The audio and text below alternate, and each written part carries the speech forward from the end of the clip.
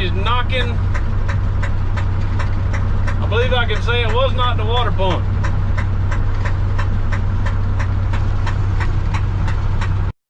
I'm telling y'all what, Ole Puddin's about to give up the Holy Ghost. About to say it is finished.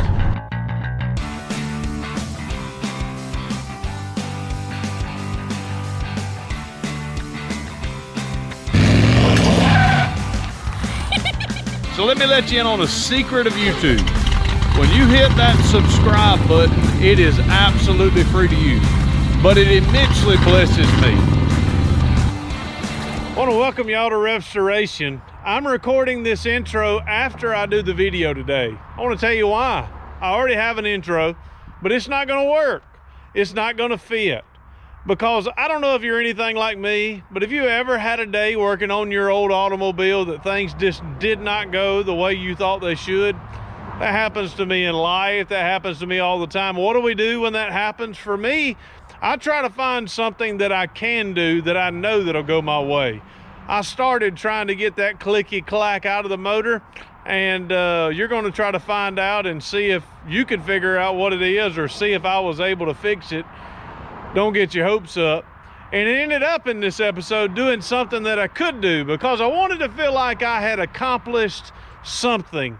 I don't know if you've ever been there, but today I got something accomplished. It's going to absolutely amaze you. Maybe not, but at least I got it accomplished. Hey, y'all, my name is David, but I go by Rev here on RevStoration. I'm a full-time pastor, and in the fun time, I like to work on these old trucks and cars of mine. And me and the old man and Nikki T, we just love having y'all subbing to the channel. We appreciate y'all so very much. Thank you for watching this episode. If you're not sub, but like car content, hey, consider giving this old channel a sub. You would be a blessing to me if you would do just that. We thank you so very much for watching.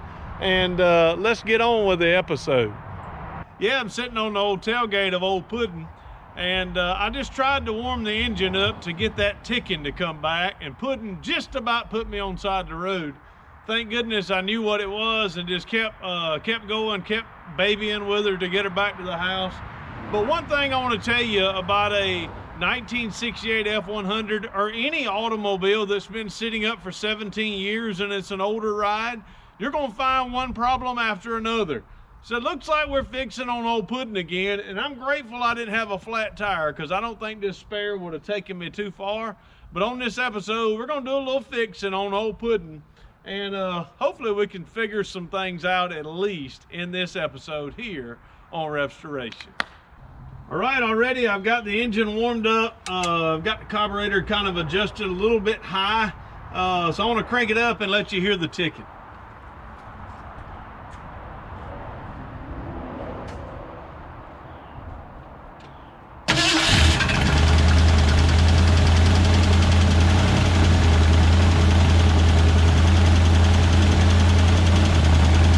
You can hear that ticking, but I hope it's under that valve cover right there. About to figure it out.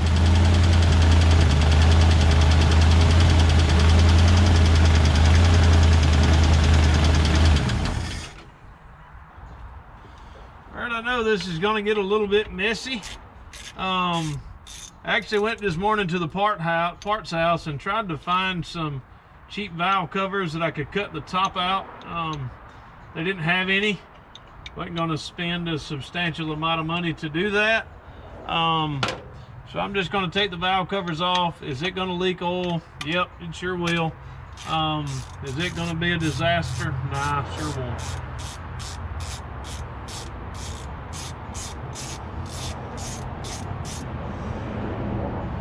Hopefully I can get this valve cover off and sort of go down the valve on each valve.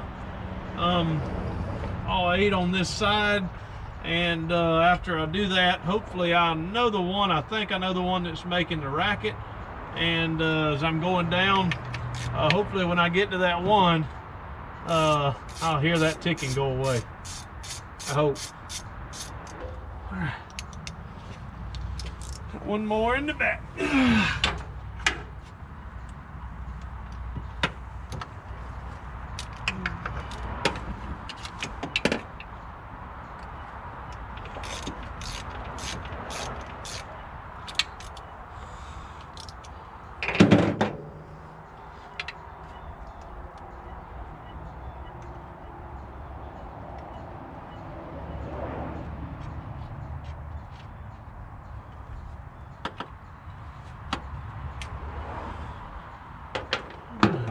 That's all of them. All right. Tap, tap. Tap. Tap, tap. All right. Right, him up there. Y'all see that? Come on off. Carry on. Yeah. It's caught on the coil there. Alright, came up. Come on. Come on out of there. Oh my, look at all that sludge. Whew. Oh, you can tell this old motor's sit for a long time. Does it need a rebuild? Yep, probably does. Look at there. Got a little bit on it. A little age. Woo. Not great. Little sign of moisture, a little sign of rust. Giving you a close-up look of each of the valves here. All right, under the valve cover. I think some of my noise is coming from this area here. One of these. Hopefully the exhaust there. I haven't noticed, really don't notice any. I can't see where it is leaked, so that's good. Actually, all of those are pretty decent. So I'm gonna go crank it up, see how much oil we can get coming up, and then we'll get to adjusting on these. All right, y'all, I want to explain to you how I'm going to work on these valves, how I'm going to adjust the valves. This is how I've always been taught to adjust valves on a 289. So what you want to do is on each of the valves, you've got 8 on each side on an 8-cylinder engine. So in this engine, of course, I'll crank it up. When I crank it up, I will loosen up each of these. I'll loosen up each of these until it clacks. When it starts clacking, you want it to clack just for a little bit. You want it to clack just for 10-15 seconds. Of course, that's going to make sure in the lifter all the oil and all the pressure gets built back up in the lifter. And then you crank it down until the clacking goes away. And then you go anywhere from a 1/2 to 3/4 turn on that, on each of the valves, and just work yourself down all the way down each one. When I crank the engine, it's probably going to be too loud for you to hear me speak, so that's what I'm going to do as I go down through here.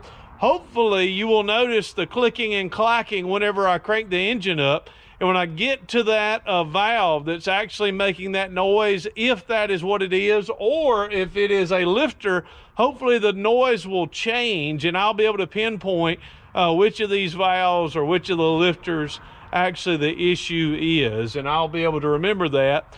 Hopefully have it actually here on video, so I'll be able to pinpoint which one of these valves, which one of the cylinders is making that click clack noise, if this is what it is. If it's not flywheel, if it's not pressure plate, I mean, if it's not somewhere back, further back in the motor. Hopefully this fixes it. Let's get it.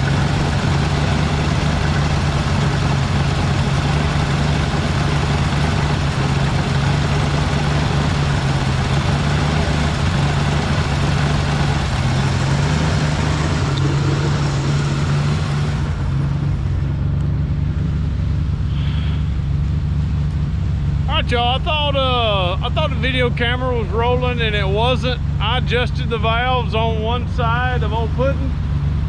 There was some valve noise. It's gone.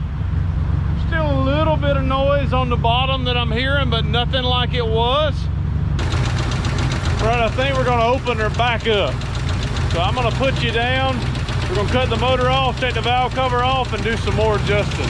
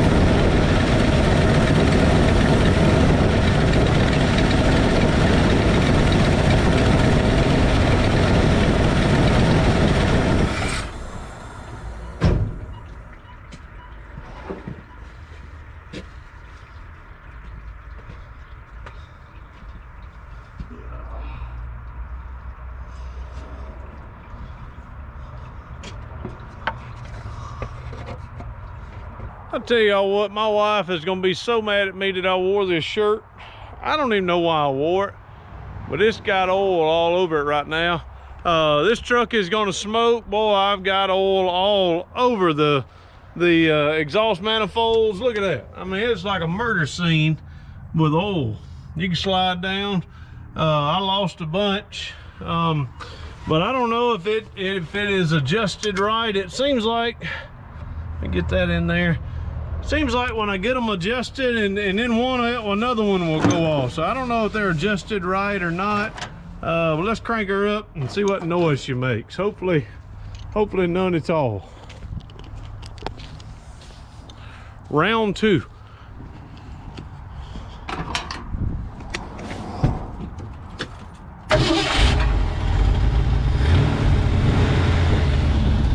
Kind of quiet so far.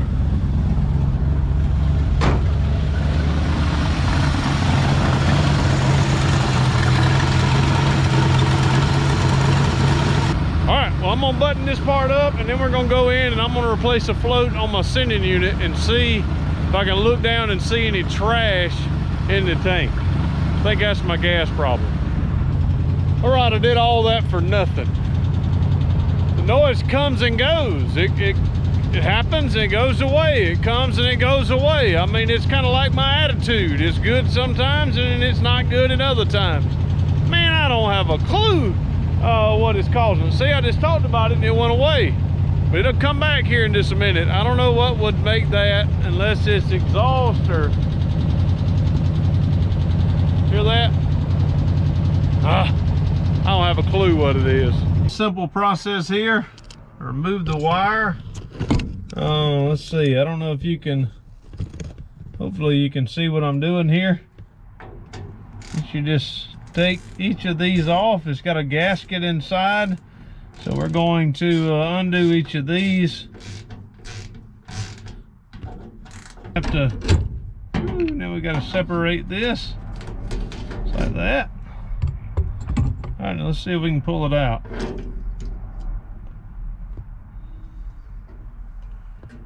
All right, it was floating. Was it floating right?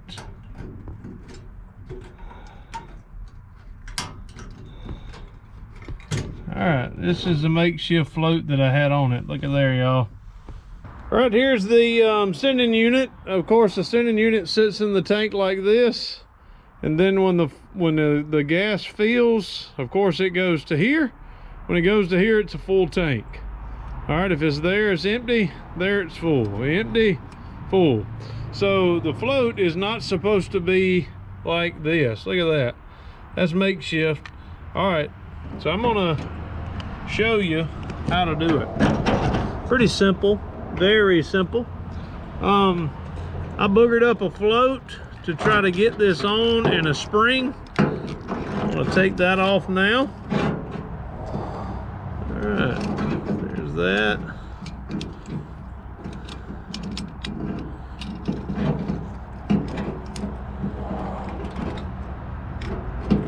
All right. So we're trying to get the float off. All right, y'all, the float there, this is a carburetor float. It's off.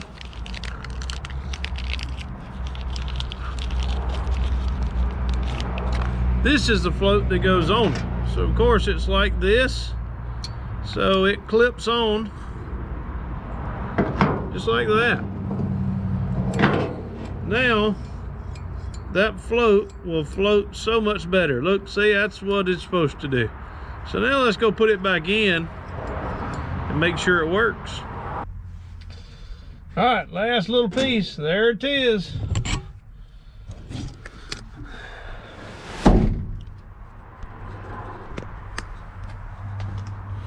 All right, let's turn the ignition on, see if it'll go to full or close to it. There she goes. Ha ha, let's crank it up.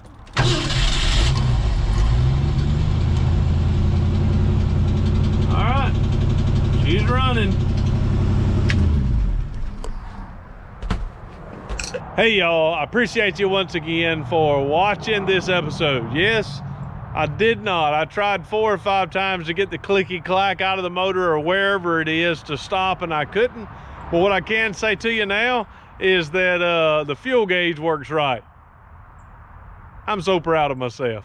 Hey y'all, I love you. I appreciate you watching this episode. I thank you so very much. If you've not subbed to the channel, please consider doing so. It'd be a blessing to me. If you want to hit that notification bell, do that.